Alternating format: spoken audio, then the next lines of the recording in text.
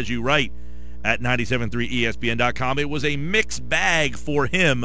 But did you see more that you were encouraged about or more that you should be worried about? Well, I think we're more at status quo, Mike. I think we kind of saw what we expected in the fact you're talking about a very athletic kid, especially for his size. So you saw that. You saw the movement skills, which are tremendous. And you also saw the kind of shoddy mechanics at this point, the lack of consistent footwork. And that was the major reason why you saw a lot of balls that sailed high on him. And that's also been going on in training camp. So I think it was a little bit of status quo. But the one thing you can't deny, the most positive part of it, was that this kid has a tremendous skill set, and he has the potential to be an elite-level quarterback in this league if he can really focus on those mechanical issues and start to get more consistent with them. How about when you look at what he's done in camp and then saw him out on the field? Is this a case of, hey, when the lights went on, he exceeded my expectations? Well, hey, that's one of the things that's impressed me from pretty much day one from meeting Carson before he ever got on the field. He's never nervous, and that might be a little surprise to people considering where he comes from, and the fact that North Dakota State isn't exactly, Michigan or Notre Dame or Alabama, but he never seems awed by the moment, by the stage. I thought that kind of played out. He's very calm. He's very collected. And that's one thing. That's another very, very positive development. That's one thing you can't teach. I've been around this league long enough. People say you can teach it, but you can't teach it. And that's the ability to be calm in the pocket and to not rush things. And I think he has that. And that's an innate feel that he has, and that's a big advantage over some other young quarterbacks. So that's the kind of stuff I like. And then the other stuff you have to start cleaning up. You have to start showing improvement, because you can't throw the football high like that, especially when you go in the middle of the field. And that's where he succeeded when he did succeed at throwing the football. And that's going to be a major part of the Eagles' offense, because the bad part is you all saw live and in living color, this wide receiver group is not good. No, they're not. And there was a very discouraging part about the game last night. One, no Jordan Matthews, so you didn't get to see what he brought, but you probably wouldn't have seen him a lot anyway, because the first team only played 3 plays. More on that in a minute. Aguilar was awful, almost embarrassing at times. That effort he gave on that play, on the block, where he got blown back 5 yards, was awful. And then he's laughing coming off the field about how bad he got blown up on that play. Ruben Randall, I thought, was embarrassing to watch last night. Josh Huff can't catch the ball. They got big problems there. Yeah, they do. They do, and that's one of the things with Nelson Aguilar, because he's the guy that this organization wanted to take a real step forward and wanted to be the second receiver behind Jordan Matthews. I think it becomes clearer and clearer every day. It's that he's not going to be. It's just not going to be. And he's not physical enough. He gets beat up at the line of scrimmage. You mentioned the block. But he can't even get off press coverage. And people around the league know that, and they're going to take advantage of that situation. So until he gets more physical, till he gets in the weight room, till he figures that part out, I don't know how he's going to help you. And this is almost trending toward, Chris Givens was one of those guys. I think he played 6 plays. The Eagles are looking at him as a constant on this offense, and hey, that's just not good. That's not good enough. No, it's not. John McMullen, 97.3 ESPN.com. You look at the tight end spot too, and Burton's a guy that yourself included, myself included, a lot of the beat guys included, had seen a lot from. Then nothing last night. So is that kind of indicative of, hey, here's a guy who's had a really good camp, but they just can't figure out ways to get him involved, or do you anticipate more from him? Well, no, I anticipate a lot more. He's another guy who barely played. He played 6 snaps. Yeah, so he was barely out there. When he was out there, he made a good block on the touchdown run as part of the 3 tight end formation. So he barely played, and that's another indication that that means the Eagles have big intentions with him, because the guys on offense that are going to be part of the starting group and part of the package barely played, and he was in that group. So, yeah, he didn't show up really, certainly catching the football, but he didn't have an opportunity because he wasn't out there. So I'm not concerned about Trey Burton. If anything, I'm even more convinced that this team's going to have to use a lot of heavy tight end formation because it'll get a little bit better when Jordan Matthews gets back out there as far as the receivers go. But it's just not an impressive group, and your tight ends are a lot more impressive. Yeah, I mean, what did you think of the first unit playing only 3 snaps? Did you want to see more, or were you okay with that? No, I'm okay with it. You were obviously, as the way things turned, and they got the big turnover on the opening kickoff, and they punched it right in. So the mentality was they were going to have one series, and hopefully that one series was going to be 7 to 10 plays, and that was Doug's plan. But once they pushed it in, they did what they were supposed to do. Obviously, it's a very short field. Ryan Matthews looked extremely impressive.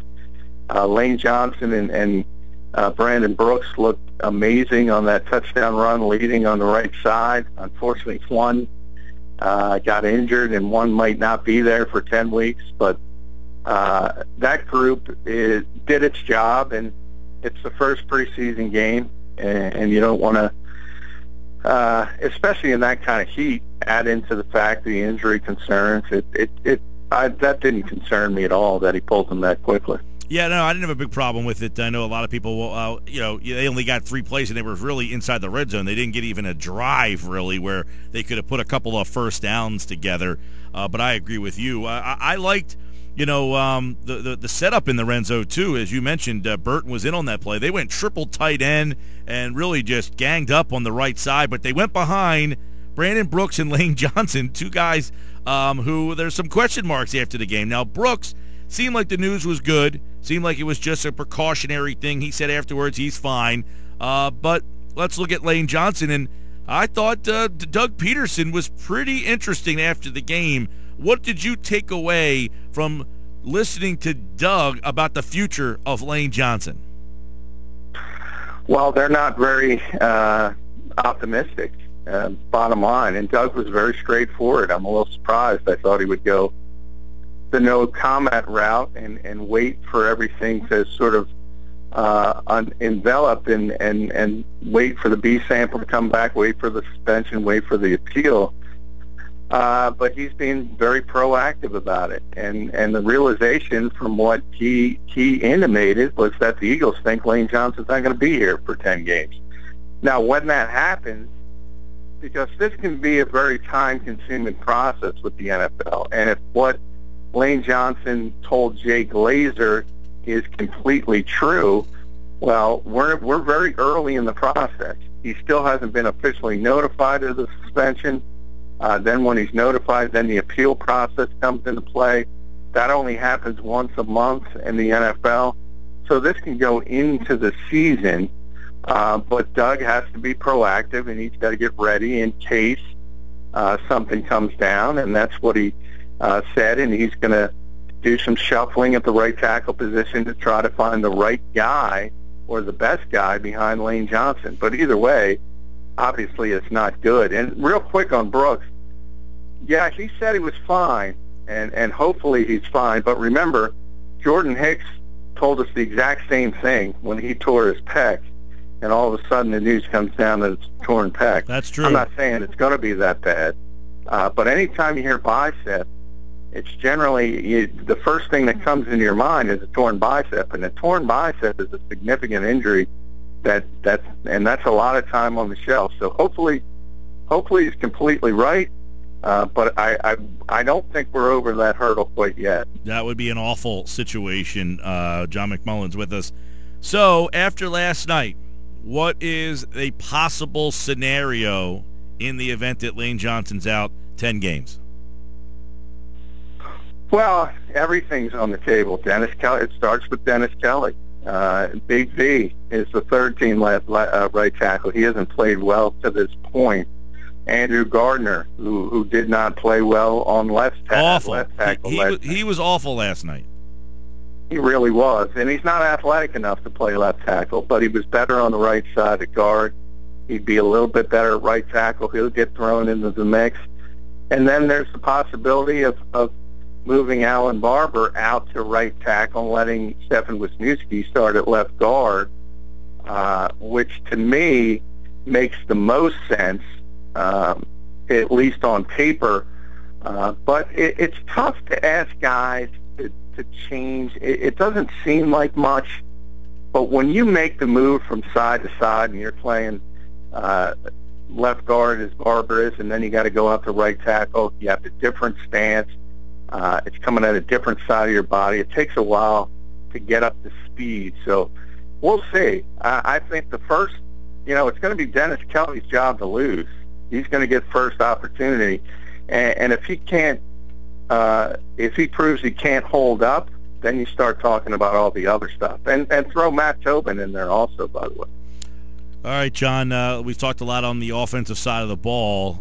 There wasn't much from the first unit. I mean, Sam was in there, one throw out. Daniel did not play. It's hard to even say what he did. He was under fire all night, but when he had chances to throw, wasn't impressive.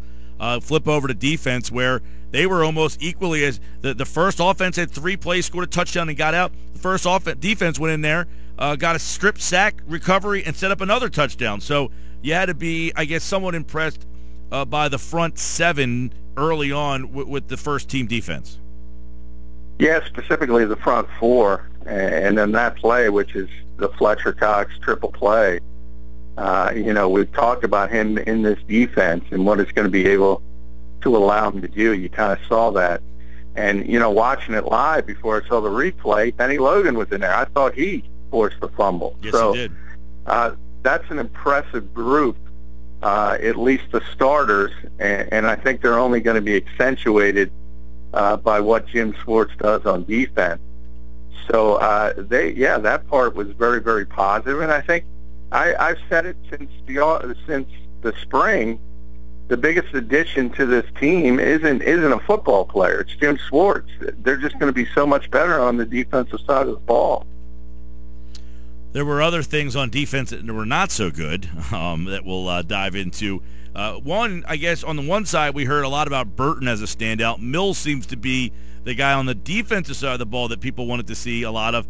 We didn't see a lot of Burton, but we did see a lot of Mills. What did we see? You saw a rookie cornerback, and there was some good and some bad.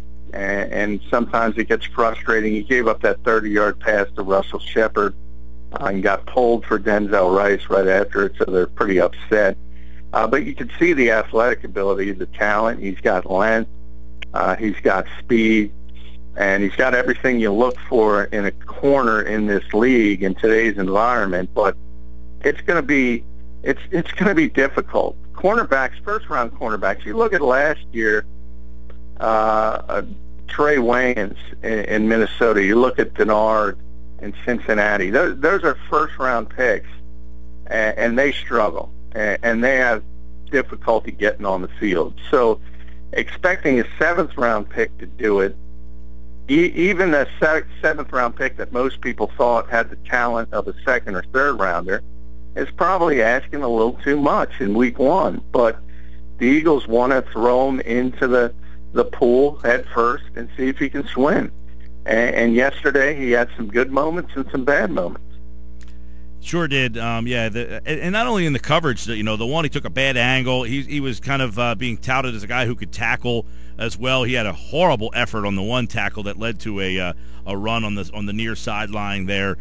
So as you mentioned, there were some good and there was some bad. How about the guys that are vying for the backup safety spot that had to get playing time because Malcolm Jenkins was out? Do you leave last night saying that there's a leader in the clubhouse at that spot? Yeah, well, I think Chris Maragos, that's the one thing. I mean, Chris is going to make the team because of his special teams acumen. But the fact that they named him the starter was a little bit of a surprise to people because he's been running on the 3rd team for the majority of the offseason. and all of a sudden he gets to start when the game. But that's the kind of realization. The Eagles know what they have in Chris Maragos, and they know where he is, his ceiling as a player, and they sort of want to take a look at the younger guys and see where they can go. So when you look at the backup safety positions, Maragos has got one of them. So then it comes down to Jalen Watkins or Ed Reynolds. And I think Watkins in practice had started to inch ahead.